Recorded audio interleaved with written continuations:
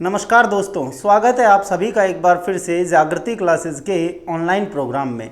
दोस्तों, हम यहाँ राजस्थान का इतिहास पढ़ रहे हैं, जिसमें हमने मेवाड़ के गुहिल वंश के महाराणा उदय सिंह के बारे में इतिहास मेरे पिछले वीडियो तक पढ़ लिया था।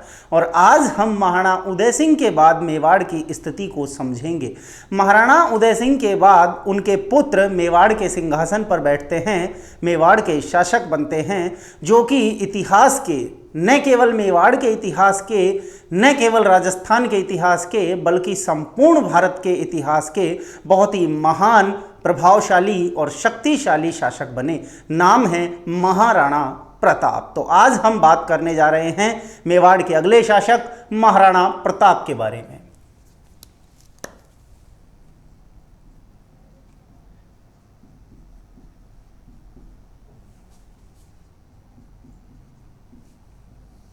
महाराणा प्रताप जो कि 1572 से लेकर 1597 तक मेवाड़ के शासक रहे। इनके पिता राणा उदय सिंह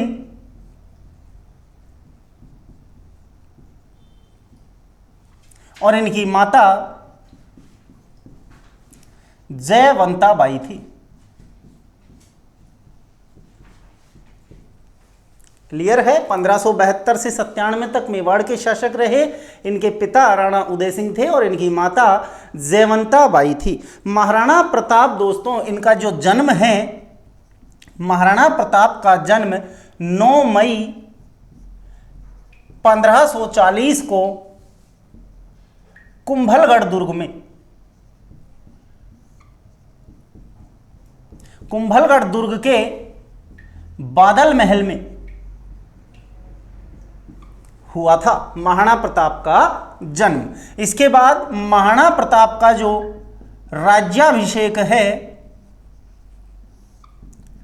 28 फरवरी 1572 को गोगुंदा में किया गया था। महाराणा प्रताप की मृत्यु 19 जनवरी 1597 को चावंड में हुई थी। यह कुछ प्रारंभिक जानकारी महाराणा प्रताप के बारे में। इनके पिता, माता, जन्म, राज्याभिषेक और मृत्यु। क्लियर है? आगे बात करते हैं। देखिए, पिछले वीडियो में जब मैं आपको राणा उदय सिंह के बारे में पढ़ा रहा था, तो जब मैंने वहां राणा उदय सिंह की मृत्यु के बारे में आपको बताया था, तो वहां मैंने आपको कहा था कि इस तारीख को याद रखना। ये तारीख आगे जाकर बहुत ही महत्वपूर्ण रूप से आपको याद रखनी पड़ेगी। तारीख थी 28 फरवरी 1572, यानी यही दिन, जिस दिन राणा उदय सिंह की मृत्यु हुई, उसी दिन महाराणा प्रताप का राज्याभिषेक किया गया था। तो दोस्तों, ऐसी क्या जल्दबाजी थी कि एक तरफ तो पिता की चिता की अग्नि भी ठंडी नहीं हो पाई थी, और दूसरी तरफ आनन फानन में वहीं उसी स्थान पर उनके पुत्र का राज्याभिषेक कर दिया गया। क्यों ये काम अगले दिन या 10 दिन बाद या 12 दिन बाद के लिए क्यों नहीं रखा गया? उसी दिन ऐसा क्या जल्दबाजी थी जो ये काम किया गया था? तो उसके पीछे की आप कहानी को समझें। चलिए, महाराणा प्रताप के पिता थे राणा उदय सिंह। राणा उदय सिंह की एक पत्नी तो थी ये जयवंता बाई, जिनके पुत्र थे आपके महाराणा प्रताप, और एक दूसरी रानी थी जिनका नाम था रानी भटियाणी।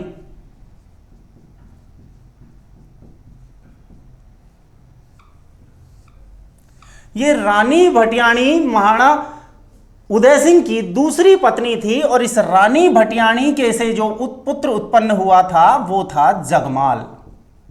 क्लियर है? यानी ये महाराणा प्रताप का भाई था। कौन? जगमाल, राणा उदय सिंह का दूसरा पुत्र, जो दूसरी रानी से पैदा हुआ था। क्लियर है? अब ये रानी भटियाणी जो है दोस्तों, ये देखने में थोड़ी सुंदर थी बजाय जयवंता बाई के, यानी कि उनसे थोड़ी ज़्यादा सुंदर ये दिखती थी। और सुंदरता के प्रति आपको पता है कि आकर्षण थोड़ा ज़्यादा होता है, और उसी प्रकार का आकर्षण राणा उदय सिंह का अपनी पत्नी रानी भटियाणी के प्रति ज़्यादा था, उनके प्रति लगाव ज़्यादा था। और इसी बात का फायदा उठाते हुए रानी भटियाणी रानी ने जीते जी ही राणा उदय सिंह को इस बात के लिए मना लिया था, उनसे वचन ले लिया था कि आपकी मृत्यु के बाद मेवाड़ का अगला शासक मेरा पुत्र जगमाल ही बनना चाहिए। यानी राणा उदय सिंह ये तय कर चुके थे अपने जीते जी कि उनके बाद मेवाड़ की गद्दी पर कौन बैठेगा, उनका पुत्र जगमाल। जबकि दूसरी तरफ मेवाड़ के जो विश्वास पात्र लोग थे, मंत्री थे, सरदार थे, जनता थी, वो सभी ये चाहते थे कि राणा उदय सिंह के बाद मेवाड़ का शासक बनना चाहिए महाराणा प्रताप को, क्योंकि उनको ज्यादा पसंद करते थे लोग। तो जैसे ही महाराणा उदय सिंह की मृत्यु हुई और एक तरफ उनका अंतिम संस्कार किया गया, तो देखो महाराणा की मृत्यु हुई है, कोई छोटा मोटा आदमी तो मरा नहीं है। महाराणा की मृत्यु हुई है तो वहां पूरी प्रजा, पूरा एक राज दरबार, सारे मंत्री, सभी विश्वास पात्र लोग वहां पर उपस्थित थे। और वहीं उसी समय उन लोगों ने यह निर्णय कर लिया, क्योंकि उस समय वहां उस दिन उपस्थित नहीं थे जगमाल, तो यही उसी दिन वहीं पर यह निर्णय कर लिया गया कि भाई जगमाल को मौका ही ना दिया जाए राज्याभिषेक का, और तुरंत प्रभाव से इसी स्थान पर महाराणा प्रताप का राज्याभिषेक कर दिया जाए।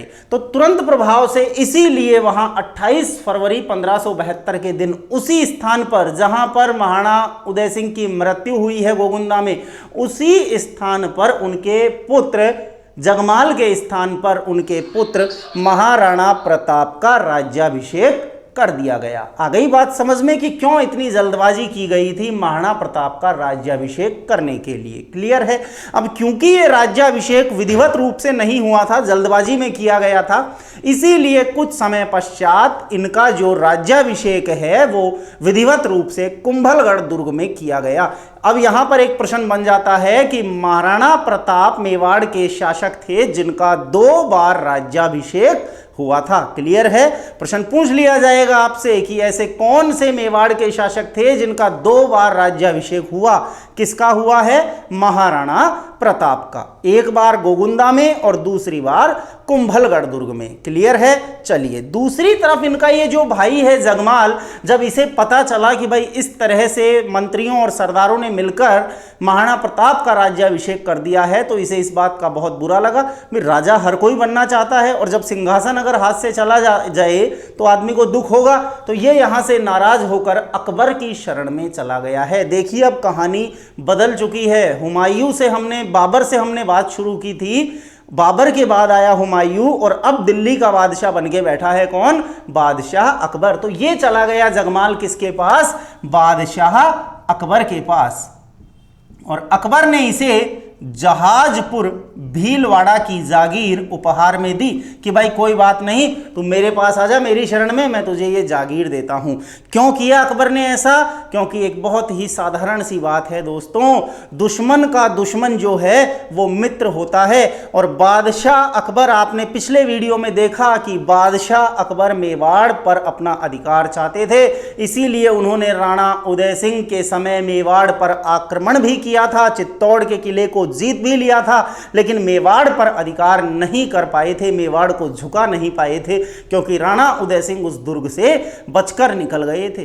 तो अभी मेवाड़ एक प्रकार से बादशाह अकबर का शत्रु है, जो उसकी अधीनता नहीं मान रहा है। और अब क्योंकि महाराणा प्रताप वहां के शासक हैं और उनका भाई उनसे नाराज चल रहा है, तो अकबर ने तुरंत मौके का फायदा उठाकर जगमाल को अपने फेवर में कर लिया है। क्लियर है बात? आ गई है समझ में? आगे चलते हैं। तो ये तो प्रारंभिक बात हुई महाराणा प्रताप के बारे में। अब आगे देखिए, राणा उदय सिंह के समय जब अकबर नहीं अधीन कर पाया मेवाड़ को, तो उसने देखा कि यार ये बहुत सही अवसर है, राणा उदय सिंह की मृत्यु हो चुकी है और अब महाराणा प्रताप मेवाड़ के नए शासक बने हैं, तो क्यों न एक बार फिर से प्रयास किया जाए मेवाड़ को अपने अधीन करने का। तो महाराणा प्रताप के शासक बनते ही अकबर ने तुरंत प्रभाव से अपनी तरफ से संधि का प्रस्ताव भेजा, अधीनता का प्रस्ताव भेजा महाराणा प्रताप के पास। और अकबर द्वारा यह प्रयास कुल 4 बार किया गया था। यह प्रश्न आज तक न जाने कितनी बार पूछा जा चुका है। क्रम पूछ लिया जाता है, पहला या अंतिम कौन गया ये पूछ लिया जाता है, अक्सर यह प्रश्न पूछा जाता है। तो प्रताप को अपनी अधीनता स्वीकार करवाने के लिए बादशाह अकबर ने कुल 4 शिष्टमंडल भेजे थे। कितने शिष्टमंडल? 4 शिष्टमंडल। किसकी ओर से भेजे गए? बादशाह अकबर की ओर से।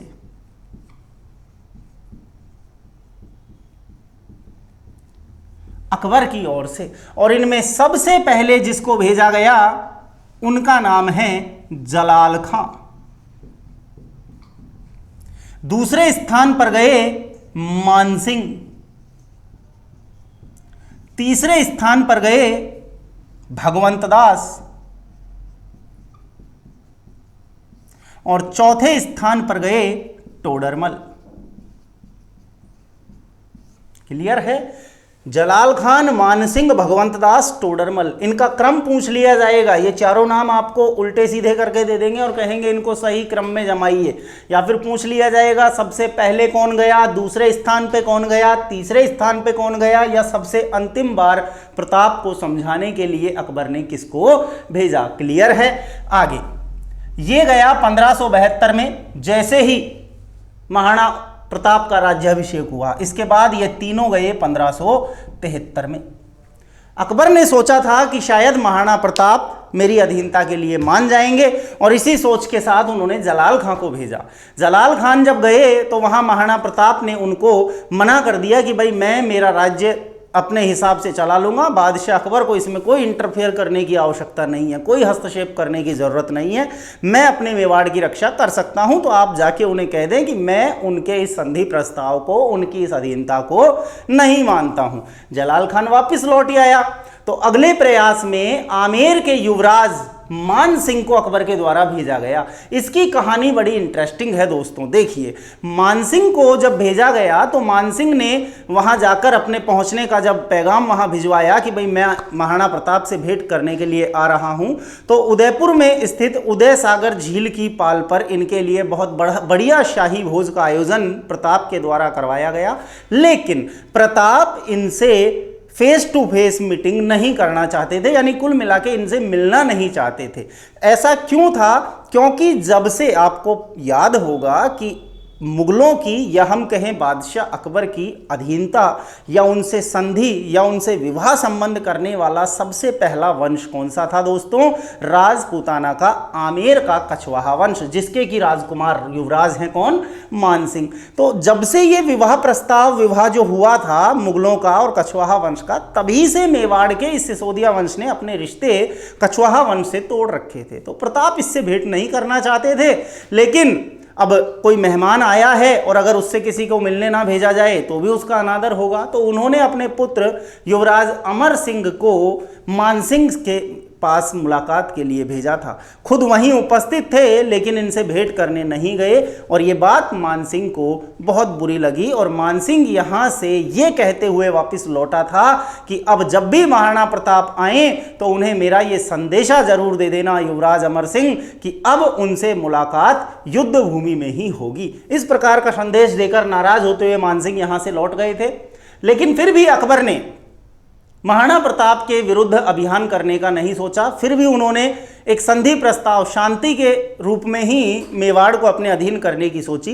तो तीसरी बार उन्होंने भेजा इस मानसिंह के पिता आमेर के राजा भगवंत दास को, जिनको भी महाराणा प्रताप ने मना कर दिया। और सबसे अंतिम बार गया टोडरमल, जो कि अकबर का फाइनेंस मिनिस्टर, राजस्व मंत्री था। इसने जाकर वहां अपने हिसाब से प्रताप को समझाया होगा, समझाया या नहीं समझाया, लेकिन मैं मेरे हिसाब से बता रहा हूं कि समझाया होगा कि भाई देखो, अकबर से युद्ध का कोई फायदा नहीं है, अकबर बहुत बड़े सल्तनत के बादशाह हैं, उनका कुछ नहीं बिगड़ेगा, लेकिन आपका मेवाड़ तबाह हो जाएगा। आर्थिक स्थिति के बारे में समझाया होगा, अर्थशास्त्र का आदमी है तो उसी हिसाब से बातें इसने की होंगी। लेकिन इसे भी महाराणा प्रताप ने मना कर दिया कि भाई आपको और आपके बादशाह को मेरे मेवाड़ की आर्थिक स्थिति की चिंता करने की आवश्यकता नहीं है, मैं मेरे मेवाड़ को खुद के दम पे संभाल सकता हूं। आप जाइए और बादशाह से कहिए वो अपनी दिल्ली संभाले, अपना फतेहपुर सीकरी और आगरा संभाले, मेरे मेवाड़ में हस्तक्षेप न करें। यानी कुल मिला के इन चारों को ही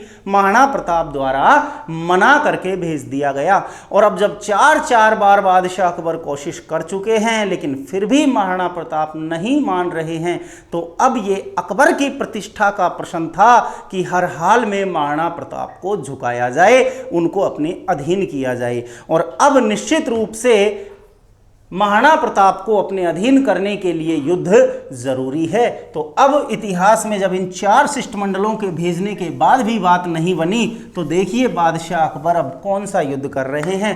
प्रसिद्ध युद्ध है राजपूताना के इतिहास का हल्दी घाटी का युद्ध।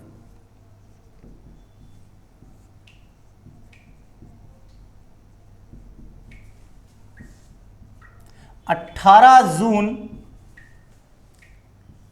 या 21 जून, यहां इस तारीख को लेके थोड़ा सा कंफ्यूजन है, आपको ये दोनों तारीखें ही याद रखनी है। 1576, क्योंकि मैंने पहले भी आपको बताया इतिहास हमेशा थोड़ा सा विवादों का प्रश्न है।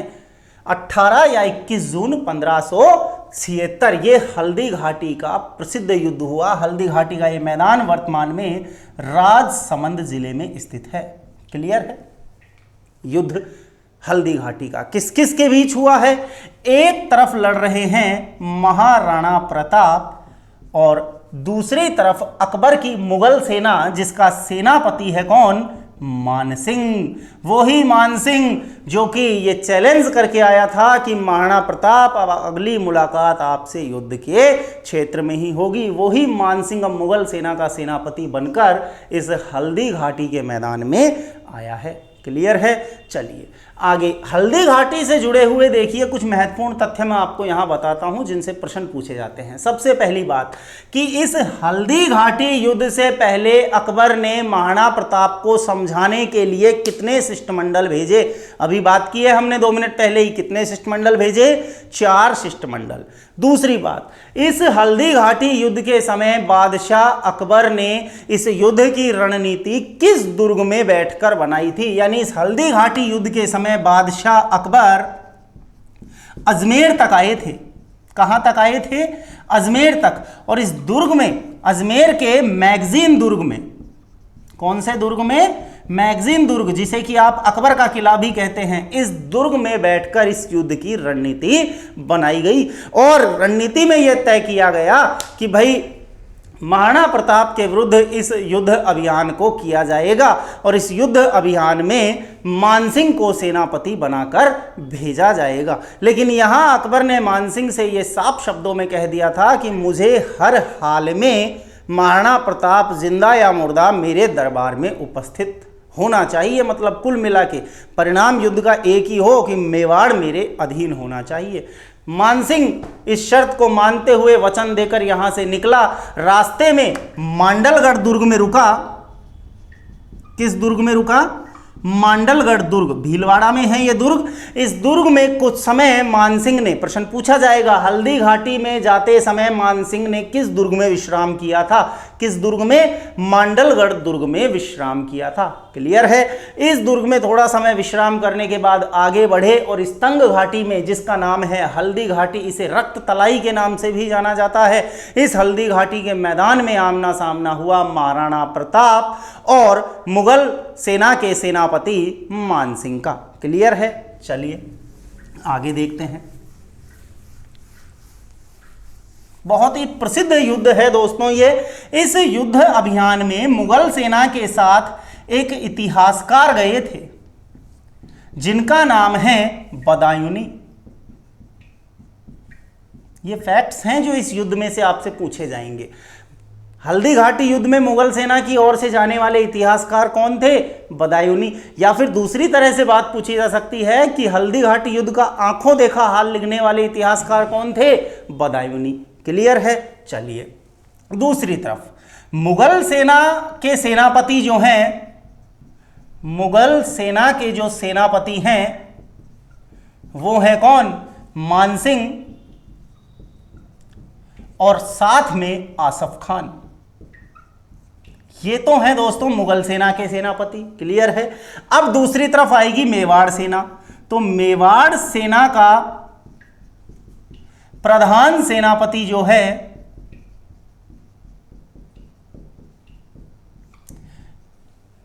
मेवाड़ की सेना का प्रधान सेनापति जो है हकीम खां सूर। क्लियर है? मेवाड़ की सेना के 2 प्रमुख दस्ते हुआ करते थे। पहला था हरावल दस्ता। हरावल दस्ते का मुखिया या प्रधान पूछा जाए अगर आपसे तो वो भी कौन है, हकीम खां सूर। ये हरावल दस्ता दोस्तों कौन सा होता है, जो सेना की सबसे अग्रिम पंक्ति में रहकर, यानी सेना के सबसे आगे रहकर युद्ध लड़ने वाले जो सिपाही हैं वो किस दस्ते के होते हैं, हरावल दस्ते के होते हैं। यानी कि आप समझें इस बात को कि भाई जब युद्ध होगा तो सबसे आगे जो सैनिक रखे जाएंगे वो कैसे सैनिक होंगे, सबसे वीर लड़ाकू सैनिक होंगे या थोड़े कमजोर सैनिक होंगे।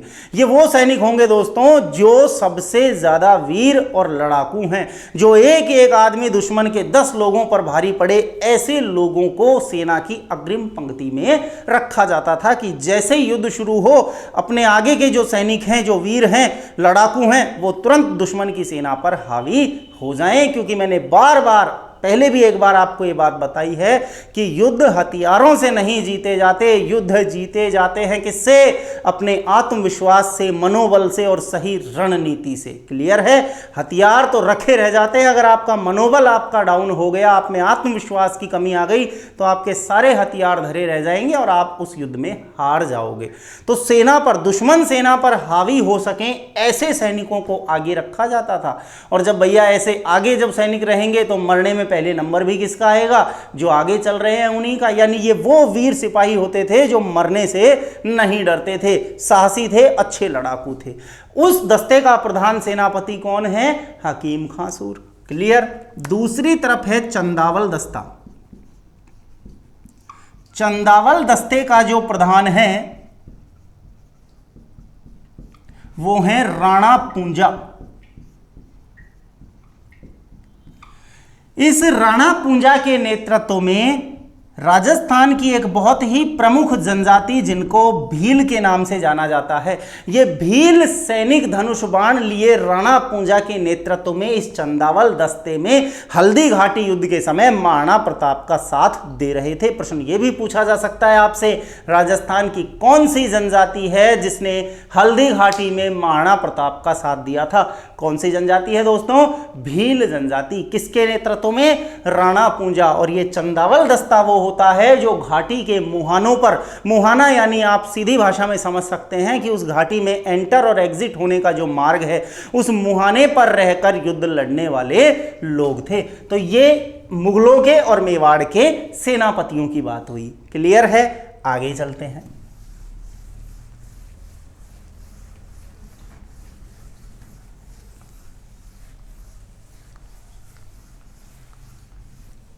युद्ध प्रारंभ हो गया, दोनों सेनाएं आमने सामने खड़ी हैं। एक तरफ महाराणा प्रताप पूरे जोश में भरे हुए और दूसरी तरफ मानसिंह अपने हाथी पर बैठा हुआ मुगल सेना के साथ, अपने पूरे अहंकार के साथ। दोनों का आमना सामना हुआ दोस्तों। युद्ध के मैदान में दोनों सेनापति, दोनों शासक, एक तरफ मानसिंह और एक तरफ महाराणा प्रताप, दोनों का आमना सामना हुआ और दोनों की आंखों में एक दूसरे को देखते ही क्रोध की ज्वाला थी। क्यों? क्योंकि महाराणा प्रताप देख रहे थे कि ये एक राजपूत होते हुए आज मुगलों के साथ में एक राजपूत से लड़ने के लिए आया है, धिक्कार है इस राजपूत पर। और दूसरी तरफ मानसिंह, जिसे अपना अपमान याद आ रहा था जो उसके साथ उदय सागर की झील पर किया गया था। तो दोनों एक दूसरे से लड़ने को बिल्कुल तैयार थे और महाराणा प्रताप बैठे हुए थे अपने घोड़े चेतक पर, जबकि मानसिंह बैठा हुआ था अपने हाथी मर्दाना पर। महाराणा प्रताप ने अपने घोड़े चेतक की लगाम खींची और चेतक उनका ऐसा स्वामी भक्त घोड़ा था। देखिए दोस्तों, एक बात बताऊं मैं आपको, घोड़े उस समय और भी थे लेकिन फिर भी इतिहास में प्रसिद्ध है कौन सा? चेतक। यानी उनमें से, उन इतने घोड़ों में से कुछ तो बात चेतक में ऐसी रही होगी कि इतिहास आज भी उस चेतक का नाम याद रखता है। यानी उन घोड़ों में सबसे श्रेष्ठ घोड़ा हुआ करता था चेतक। इतना स्वामी भक्त, कहते हैं कि वो अपने स्वामी महाराणा प्रताप के इशारों को भी समझ जाता था। वो समझ जाता था कि कब महाराणा प्रताप क्या चाहते हैं। और इतना शक्तिशाली घोड़ा था चेतक कि कई बार युद्धों में उसे हाथी के रूप में सामने ले जाया जाता था। उसको हाथी के वो जो ऊपर वस्त्र वगैरह जो रखते हैं उस तरह से ले जाते थे, तो वो छोटा मोटा हाथी ही प्रतीत होता था दूर से देखने पर, कि जैसे कोई हाथी चला हुआ आ रहा हो। तो जैसे ही महाराणा प्रताप ने लगाम खींची, चेतक ने अपने आगे के दोनों पैर उठाकर हाथी मर्दाना के मस्तक पर दे मारे, जिसके कारण कि मानसिंह जो ऊपर बैठा हुआ था वो नीचे गिरते गिरते बचा। परंतु ऐसा करने से हुआ क्या कि चेतक के आगे के जो दोनों पैर हैं वो जख्मी हो गए, क्योंकि उस हाथी मर्दाना की सूंड के पास जहां हाथी के दांत होते हैं वहां पर 2 भाले लगे हुए थे, जिनके कारण चेतक के पैर जख्मी हो गए थे। क्लियर है? तो आप देखिए कितना प्रसिद्ध घोड़ा रहा होगा जिसने हाथी के ऊपर मस्तक पर पैर दे मारे। चेतक भी घायल और दूसरी तरफ महाराणा प्रताप भी घायल, और इस घायल परिस्थिति को देखते हुए एक नाम है जिनका नाम है झाला बीदा, झाला बीदा या फिर झाला मन्ना। इस झाला बीदा या झाला मन्ना ने इस परिस्थिति को देखते हुए महाराणा प्रताप को समझाया कि राणा जी आपका जीवित रहना आवश्यक है, अगर आप जीवित रहेंगे तो अकबर से तो हम आगे भी फिर से एक बार युद्ध कर सकते हैं, लेकिन अगर आपको कुछ हो गया तो मेवाड़ की स्थिति खराब हो जाएगी। तो झाला बीदा ने ऐसी परिस्थिति को देखते हुए महाराणा प्रताप को, जब वो घायल हो गए, युद्ध क्षेत्र से बाहर भेजा और खुद उनके स्थान पर छत्र और मुकुट धारण कर लिया। महाराणा प्रताप युद्ध क्षेत्र से बाहर जा रहे हैं। महाराणा प्रताप को जाते हुए कुछ मुगल सैनिकों ने देख लिया, तो कुछ मुगल सेना की टुकड़ी महाराणा प्रताप के पीछे पीछे भागी कि ये कौन भाग के जा रहा है, इसको पकड़ो, कौन है ये। जैसे ही ये परिस्थिति, अब यहां एक नाम फिर से आएगा, जैसे ही ये परिस्थिति महाराणा प्रताप के भाई शक्ति सिंह, एक भाई हम पढ़ चुके हैं पहले जगमाल, अब ये दूसरा भाई है, नाम है शक्ति सिंह, जो कि मुगल सेना की ओर से लड़ रहा है। बड़ी बात, ये शक्ति सिंह किसकी ओर से लड़ रहा है? मुगल सेना की ओर से। लेकिन जैसे ही इसने देखा कि मेरे भाई के प्राण संकट में है, तो भाई के प्रति खोया हुआ प्रेम फिर से जाग उठा और ये उधर उसी दिशा में दौड़ पड़ा जहां मुगल सैनिक महाराणा प्रताप का पीछा कर रहे थे। रास्ते में इसने उन मुगल सैनिकों को समाप्त किया। भागते हुए आगे जब चल रहे थे तो भागते हुए महाराणा प्रताप के घोड़े चेतक के सामने आ गया एक बरसाती नाला। नाला क्या था? कोई छोटी मोटी नदी ही थी। कोई साधारण घोड़ा अगर होता तो कभी उस नाले को पार नहीं कर सकता था, लेकिन वो इतिहास का असाधारण घोड़ा था दोस्तों, चेतक, जिसने अपने स्वामी की, उसे पता है पीछे से मुगल सेना आ रही है, अपने स्वामी के प्राणों की रक्षा करने के लिए ऐसी छलांग मारी कि पलक झपकते ही उस नाले को, उस बरसाती नाले को 1 सेकंड में पार कर दिया। लेकिन था तो एक पशु, एक घोड़ा, लेकिन स्वामी के प्रति आप देखिए कितना लगाव था। खुद भी घायल था। जैसे ही नाले के दूसरी तरफ उतरा, वहीं पर उसके प्राण पखेरु उड़ गए और ढेर हो गया। उसी स्थान पर महाराणा प्रताप ने उस घोड़े की समाधि बनवाई और वो स्थान है बलीचा गांव, राजसमंद। पूछा जाएगा आपसे, प्रताप के घोड़े चेतक की समाधि कहाँ स्थित है? बलीचा गांव, राजसमंद। क्लियर है? ये लीजिए। तो महाराणा प्रताप हल्दी घाटी से जा चुके हैं। पीछे से परिणाम ये हुआ कि महाराणा प्रताप का, चेतक तो आप सभी को याद है, इस युद्ध में महाराणा प्रताप के एक बहुत ही प्रिय हाथी भी शामिल थे जिनका नाम था राम प्रसाद। क्या नाम था?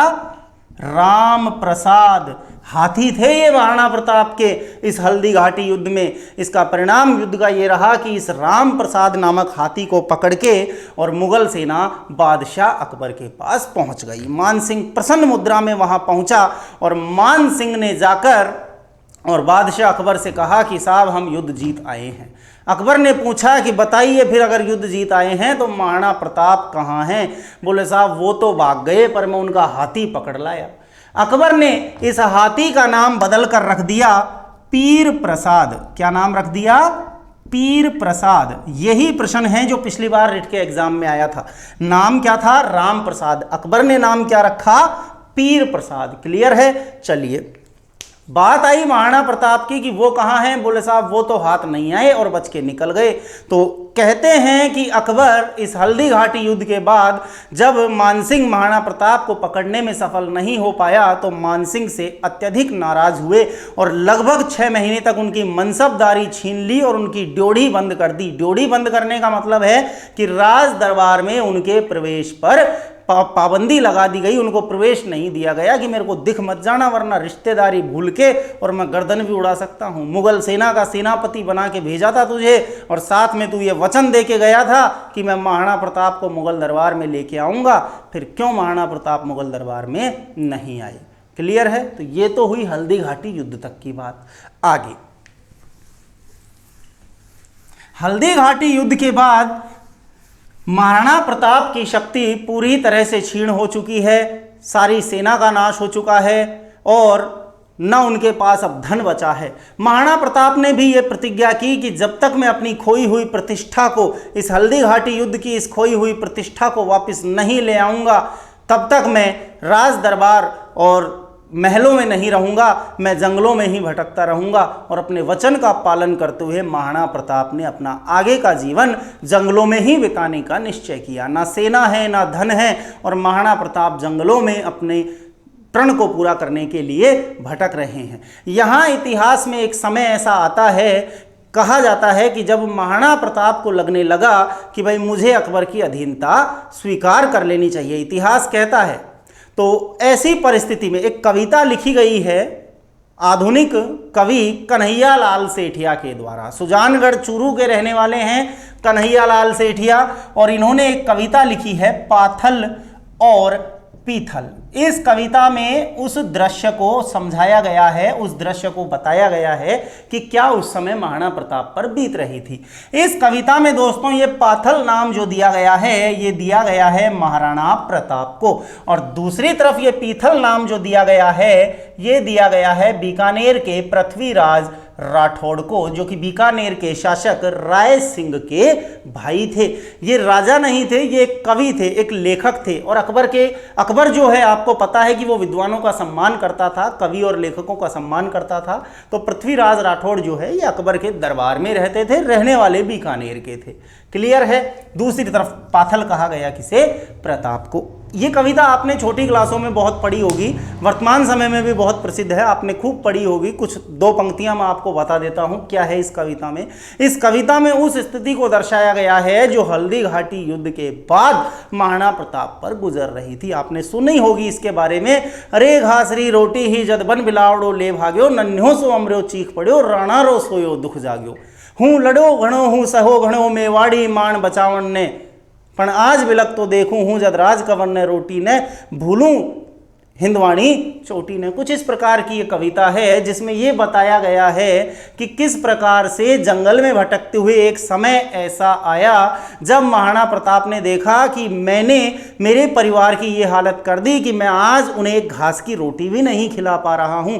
तो ऐसे समय पर कहते हैं कि महाराणा प्रताप ने अकबर के नाम एक पत्र लिख दिया था, और वो पत्र जब अकबर के हाथ में पड़ा तो अकबर खुशी से फूला नहीं समाया, और उसने महाराणा प्रताप के सबसे बड़े प्रशंसक, आप देखिए यहाँ पृथ्वीराज राठौड़ को, ये रहते अकबर के दरबार में हैं लेकिन प्रशंसक किसके हैं? महाराणा प्रताप के।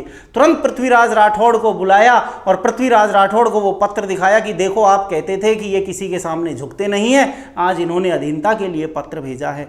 ये पत्र को देखकर पृथ्वीराज राठौड़ की आंखों में आंसू थे दोस्तों, और उन्होंने तुरंत प्रभाव से अकबर की आज्ञा लेकर एक पत्र लिखा कि भाई मैं ये कन्फर्म कर लूँ कि ये पत्र वास्तव में प्रताप ने ही भेजा है। अकबर ने कहा भाई कर ले, कंफर्म कर ले। लेकिन ये पत्र कंफर्म करने के लिए नहीं था, बल्कि पृथ्वीराज राठौड़ ने कुछ इस प्रकार से लिख के भेजा कि महाराणा प्रताप, मैंने सुना है कि आज सूर्य पूर्व की बजाय पश्चिम से उग रहा है, ये धरती बदल रही है, ये आसमान रुक गया है, और आपने इस तरह का ये निर्णय ले किस प्रकार लिया, मुझे ये समझ में नहीं आ रहा। मतलब खोया हुआ जो आत्मविश्वास था वो पृथ्वीराज राठौड़ के उस पत्र को पढ़कर महाराणा प्रताप में फिर से जाग गया, और उन्होंने तुरंत जवाब लिख के भेजा कि कह देना बादशाह अकबर को कि ये तो केवल मैंने इसलिए किया था ताकि मैं अपनी जो सेना को फिर से संगठित कर पाऊं, मेरा उनकी अधीनता मानने का कोई इरादा नहीं है। बहुत ही सुंदर कविता के रूप में कन्हैया लाल सेठिया ने इस पूरे इतिहास को, इस पूरे दृश्य को इस पाथल और पीथल में दर्शाया है। क्लियर है। चलिए, पूछा जाए आपसे, हल्दी घाटी के बाद महाराणा प्रताप का आत्मविश्वास बढ़ाने वाले कौन थे? पृथ्वीराज राठौड़। लेकिन केवल आत्मविश्वास से भी देखो काम नहीं चलता है। आप कह दो कि साहब गुरुजी हम तैयारी कर रहे हैं और हम में आत्मविश्वास भरपूर है, तो बेटा केवल आत्मविश्वास से ही काम नहीं चलेगा। आत्मविश्वास के साथ साथ आपके पास हथियार भी तो होने चाहिए। किताबें आपने खरीदी नहीं, कोचिंग आप गए नहीं, लाइव क्लास आपने कोई देखी नहीं, और कह दो साहब आत्मविश्वास है मेरे में भरपूर और मुझे तो नौकरी दे दो बस, तो ऐसा नहीं होगा। आत्मविश्वास के साथ साथ हथियार भी चाहिए। अब हथियार कहाँ से आए? क्योंकि आत्मविश्वास तो आ गया, हथियार के लिए धन चाहिए, और धन महाराणा प्रताप के पास है नहीं। तो ऐसी परिस्थिति में महाराणा प्रताप को आर्थिक सहायता देने वाले थे भामाशाह, जिन्होंने अपने भाई ताराचंद के साथ मिलकर अपनी सारी संपत्ति महाराणा प्रताप को दान में दे दी कि आप मेरी सारी संपत्ति ले लीजिए, लेकिन मेवाड़ की इस खोई हुई प्रतिष्ठा को एक बार फिर से स्थापित कीजिए, बादशाह अकबर को पराजित कीजिए, हमें मेवाड़ पर वापस से एक बार मेवाड़ी ध्वजा का परचम फहराते हुए देखना है। तो कुल मिला के प्रश्न 2 बनते हैं कि आत्मविश्वास बढ़ाने वाला तो है कौन? पृथ्वीराज राठौड़। और आर्थिक सहायता देने वाला है कौन? भामाशाह। क्लियर है दोस्तों? चलिए आगे की बात करते हैं। तो इस प्रकार की सहायता और आत्मविश्वास जब महाराणा प्रताप को मिल गया तो महाराणा प्रताप ने फिर से एक बार मुगल सेना को ललकारा और अब की बार जो युद्ध हुआ वो था दिवेर का युद्ध। कौन सा? दिवेर का युद्ध। दिवेर भी, ये मैदान भी राजसमंद जिले में ही स्थित है। दिवेर का ये युद्ध दोस्तों अक्टूबर 1582 में लड़ा गया। इस अक्टूबर 1582 में हुए दिवेर के युद्ध में एक तरफ है महाराणा प्रताप और दूसरी तरफ है मुगल सेनापति सुल्तान खां। मुगल सेनापति सुल्तान खां। और इस युद्ध का परिणाम कुछ इस प्रकार का होता है कि इस युद्ध में विजय होती है महाराणा प्रताप की। अपनी खोई हुई प्रतिष्ठा को इस युद्ध के बाद फिर से एक बार महाराणा प्रताप ने स्थापित कर लिया है। और यही बात जब कर्नल जेम्स टॉड ने पढ़ी तो उन्होंने इस युद्ध को, दिवेर के युद्ध को नाम दिया मेवाड़ का मैराथन। मेवाड़ का मैराथन। और साथ में प्रताप की प्रतिष्ठा का प्रतीक। प्रताप की प्रतिष्ठा का प्रतीक। ये दोनों बातें किसने कही? कर्नल जेम्स टॉड ने। किसके बारे में? इस दिवेर युद्ध के बारे में। क्लियर है? साथ ही साथ इस कर्नल जेम्स टॉड ने जब ये पूरा इतिहास पढ़ा तो इसने हल्दी घाटी युद्ध को भी एक नाम दिया। हल्दी घाटी के इस युद्ध को भी इसने एक नाम दिया था मेवाड़ की थर्मोपली। क्लियर है? 2 बातें, मेवाड़ का मैराथन, मेवाड़ की थर्मोपली सैकड़ों बार पूछी गई है। मैराथन तो कहेंगे दिवेर के युद्ध को और थर्मोपली कहेंगे हल्दी घाटी के युद्ध को। क्लियर है दोस्तों? चलिए, तो इस दिवेर के युद्ध के बाद एक बार फिर से महाराणा प्रताप ने अपनी खोई हुई प्रतिष्ठा को प्राप्त कर लिया और अंत में 1585 में आकर अकबर ने भी हार मान ली। 1585 में अकबर ने जगन्नाथ कछवाहा के नेतृत्व में, किसके नेतृत्व में? जगन्नाथ कछवाहा के नेतृत्व में अंतिम बार अभियान किया मेवाड़ पर या महाराणा प्रताप पर। यह भी एक बहुत शानदार प्रश्न है कि अकबर द्वारा अंतिम अभियान कब किया गया था या किसके द्वारा किया गया था? जगन्नाथ कछवाहा के द्वारा 1585 में। और उसके बाद अकबर ने कभी लौटकर मेवाड़ की ओर नहीं देखा कि भाई अब बाद में देखेंगे, जब तक महाराणा प्रताप जीवित हैं मेवाड़ जाओ ही मत, वहां जाके बार बार खुद ही की प्रतिष्ठा कम हो रही है, क्योंकि जाते हैं हार के आते हैं तो फायदा क्या है। आ गई बात समझ? तो 1585 में जगन्नाथ कछवाहा ने अंतिम अभियान किया और इसके बाद महाराणा प्रताप ने भी अपनी नई राजधानी स्थापित कर ली दोस्तों। कहां? चावंड में। कहां? चावंड में, जो अगले 28 वर्षों तक अब मेवाड़ की राजधानी रहेगी। चावंड राजधानी किसके द्वारा स्थापित की गई है? महाराणा प्रताप के द्वारा। किस युद्ध के बाद? दिवेर के युद्ध के बाद। क्लियर है? चलते हैं आगे। सब कुछ ठीक चल रहा है। अब अकबर ने भी, मुगल सेना ने भी यहां मेवाड़ की ओर से अपना अभियान हटा लिया है। 1585 के बाद उन्होंने इधर ज़्यादा ध्यान नहीं दिया है। सब कुछ ठीक चल रहा है, समय आगे बढ़ रहा है। और अब आ गया 1597 का वर्ष। 1597 का एक दिन 19 जनवरी, इस दिन एक धनुष की प्रत्यंचा चढ़ाते समय चोट लगने के कारण दोस्तों महाराणा प्रताप घायल हुए और उसी चोट के कारण इस दिन महाराणा प्रताप की मृत्यु हो गई। इतिहास का, मेवाड़ के और राजपूताना के इतिहास का एक बहुत ही वीर योद्धा, जो पूरी जिंदगी जिसने संघर्ष में गुजार दिया, हर तरह के दुख सहे, लेकिन कभी विदेशी अधीनता, मुगलों की अधीनता, अकबर की अधीनता स्वीकार नहीं की, ऐसे वीर महापुरुष का इस दिन अंत हो गया। ये महाराणा प्रताप की मृत्यु का दिन था 19 जनवरी 1597। महाराणा प्रताप की याद में 8 खंभों की छतरी बनाई गई दोस्तों। कितने खंभों की? 8 खंभों की छतरी बनाई गई, जो कि स्थित है कहां पर? बारडोली उदयपुर, बारडोली उदयपुर में। क्लियर है? इतिहास के इतने बड़े शासक महाराणा प्रताप, कहते हैं कि इन्होंने अपने हल्दी घाटी युद्ध के बाद जितने भी नुकसान बादशाह अकबर द्वारा पहुंचाए गए थे, जितने भी ठिकाने और दुर्ग बादशाह अकबर ने अधिकार में लिए थे, उनमें से केवल 2 दुर्गों को ये वापस नहीं ले पाए थे। उसके अलावा इन्होंने सभी ठिकाने और सभी दुर्ग मुगल सेना से वापस छीन लिए थे, और शायद कुछ समय और जीवित रहते तो उन 2 दुर्गों को भी महाराणा प्रताप शामिल कर लेते। वो 2 दुर्ग हैं दोस्तों, कौन कौन से? एक है मांडलगढ़ भीलवाड़ा और दूसरा है चित्तौड़गढ़ का किला। केवल इन 2 दुर्गों को वापस नहीं ले पाए हैं, उसके अलावा अपना पूरा साम्राज्य महाराणा प्रताप ने अकबर से, मुगलों से वापस छीन लिया है। और इसीलिए इन्हें इतिहास में इतना वीर और सबसे ज्यादा महत्वपूर्ण स्थान प्राप्त है। क्योंकि देखिए, एक तो वो आदमी जो हारा और हार के बैठ गया, सब कुछ हार चुके थे हल्दी घाटी के बाद, जीवन में पैसा, सेना, राजमहल कुछ नहीं बचा था, लेकिन फिर से खड़े हुए और फिर से एक बार मुगलों का सामना किया और मुगलों को धराशाही कर दिया, पराजित कर दिया। इसीलिए इतिहास में इनका इतना नाम है। एक बहुत ही प्रेरणादायक कहानी है दोस्तों महाराणा प्रताप की, और खास तौर से आपके लिए, कंपटीशन की तैयारी करने वाले बच्चों के लिए, कि एक बार अगर किसी परीक्षा में विफल हो गए तो ये मत सोचो कि जिंदगी खत्म है। ये तो एक शुरुआत भर है। अगली बार दुगने जोश के साथ, दुगने प्रयास के साथ हमें अगले कंपटीशन की तैयारी को तैयार रहना चाहिए। खुद के आत्मविश्वास को, मनोबल को अगर हमने नहीं गिरने दिया तो निश्चित रूप से एक दिन सफलता हाथ लगेगी। और अगर हमने ये देखा कि यार एग्जाम दिया था, बहुत अच्छी तैयारी की थी, अब की बार मैं थोड़ा सा रह गया और अब मेरा मन ही नहीं करता किताबों को उठाने का, ये बहुत लोगों की परेशानी होती है। मैं मन ही नहीं कर रहा अब किताब को वापस हाथ लगाऊं, इनको वापस पढ़ूं, वही सारी चीज़ें अब मुझे पढ़ने का ही मन नहीं करता। तो ऐसी स्थिति नहीं आने देनी है। अपने जीवन में जब ऐसा समय आए, आप प्रेरणा लें किससे? महाराणा प्रताप से, जो सब कुछ खोने के बाद भी फिर से अपने साम्राज्य को प्राप्त करने में सफल हुए हैं। तो ये था दोस्तों इतिहास के प्रसिद्ध महाराणा प्रताप का इतिहास। मेवाड़ के महाराणा प्रताप के बाद अगले शासक की बात हम हमारी अगली क्लास में, अगले वीडियो में करेंगे। धन्यवाद।